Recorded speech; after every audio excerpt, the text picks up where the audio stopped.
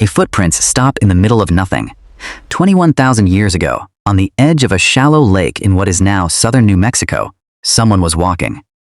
Then they weren't. The trail simply ends, swallowed by gypsum sand that would harden into stone and keep the secret for longer than the pyramids have existed, longer than writing, longer than agriculture itself. If these footprints are real, and if their age is real, then a piece of history taught in classrooms for generations is wrong. Because for decades, the story of how humans reached the Americas had a firm beginning. Ice-free corridors, stone spear points, a tidy migration that supposedly started around 13,000 years ago. These footprints, preserved in what is now White Sands National Park, were found in sediment dated to nearly double that age. If the dating holds, it means people were living in North America thousands of years before the accepted timeline said they could have been. It means an entire continent's origin story needs rewriting. And by the end of this, you'll understand not just why these prints caused an uproar among scientists, but why one tiny seed, smaller than a grain of rice, became the center of one of the most contested debates in modern archaeology. Stand at White Sands today, and you are standing on a dry lakebed, a sea of pale gypsum dunes stretching toward mountains on every horizon, silent except for wind. It is difficult to imagine it as anything else. But 11,000 years ago, and long before that, this was wetland. Shallow water, migratory birds, mammoths moving through mud at the water's edge. The footprints were left in that mud, in layers that alternated between wet and dry, each layer sealing the last like pages in a book nobody expected to survive. What makes them almost impossible to believe is not just their age, but their clarity. You can see toes splayed from bare feet. You can see the smaller, lighter tracks of children running alongside adult strides, sometimes doubling back, sometimes overlapping mammoth and giant ground sloth prints laid down within hours of each other. Imagine standing there for a moment. A child runs across the wet ground. Minutes later, a mammoth crosses the same patch of mud, its weight sinking deep beside the smaller prints. 23,000 years later, both sets of tracks are still there, untouched, waiting, and one trackway even appears to show a caregiver setting a toddler down, shifting them onto a hip, walking on. These aren't abstractions. They are seconds of an ordinary day, frozen by geology and returned to us more than 20,000 years later. The investigation that followed was less about digging and more about interrogating time itself. Radiocarbon dating needs organic material, and the footprint layers were full of it. Seeds from an aquatic plant called Rupius serosa, spiral ditchgrass, pressed into the same sediment as the prints. Jeffrey Pigotti and Kathleen Springer of the United States Geological Survey led the dating work, and in 2021, they published findings in the journal Science, placing the oldest prints between roughly 21,000 and 23,000 years old. That fell squarely within the last glacial maximum, the coldest, harshest stretch of the most recent ice age, when enormous ice sheets should have made a human presence in North America nearly unthinkable. Unsurprisingly, other scientists pushed back immediately. Aquatic plants, some argued, can absorb old carbon, dissolved in lake water, artificially aging a radiocarbon result by thousands of years. It was a serious, fair criticism, and one the original researchers had already anticipated. So they went looking for a second clock, and one that didn't depend on the plant at all. But even if the seeds were wrong, one impossible question would still remain. How do you explain the footprints themselves? They found their second clock in pollen. Conifer pollen grains, and from trees that could be independently dated and cross-checked against known climate records, were extracted from the very same sediment layers. Then, a third method entirely.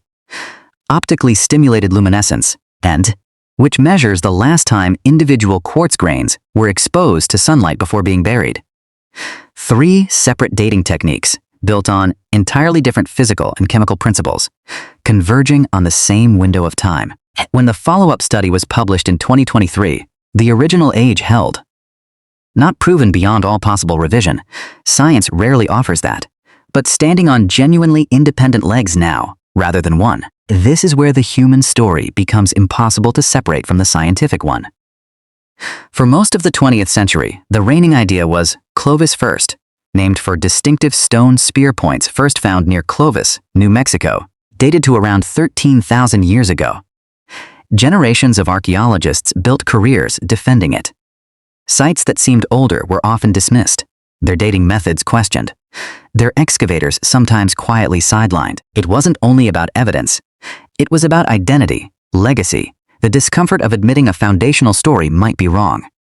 For nearly a century, archaeology defended one timeline, then a trail of barefoot footprints. It's left by people in a hurry to get somewhere 23,000 years ago.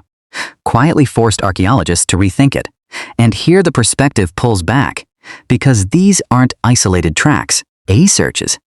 Researchers have identified what may be hundreds of separate human footprints across the site, layered across roughly 2,000 years of intermittent habitation.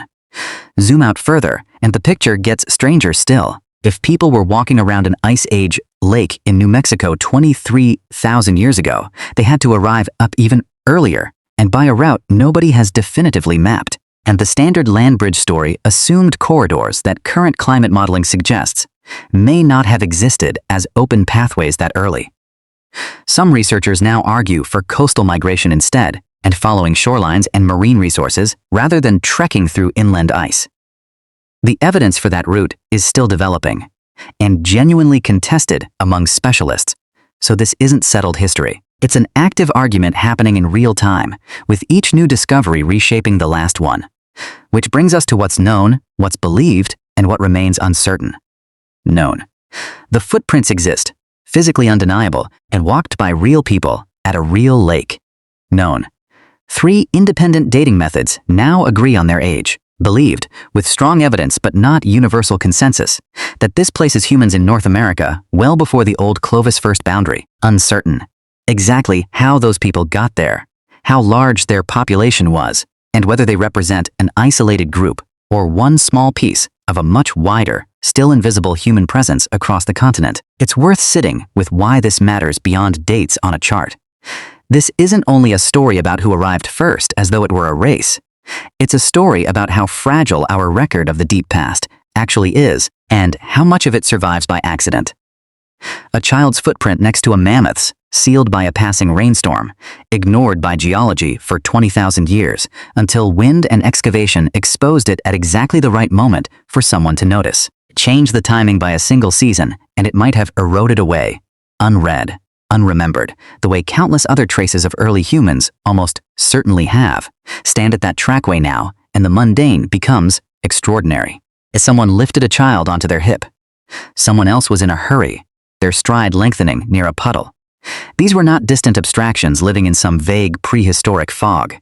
They had bodies, routines, small daily choices, exactly like anyone alive today. The gap between them and us was never really about intelligence or capability.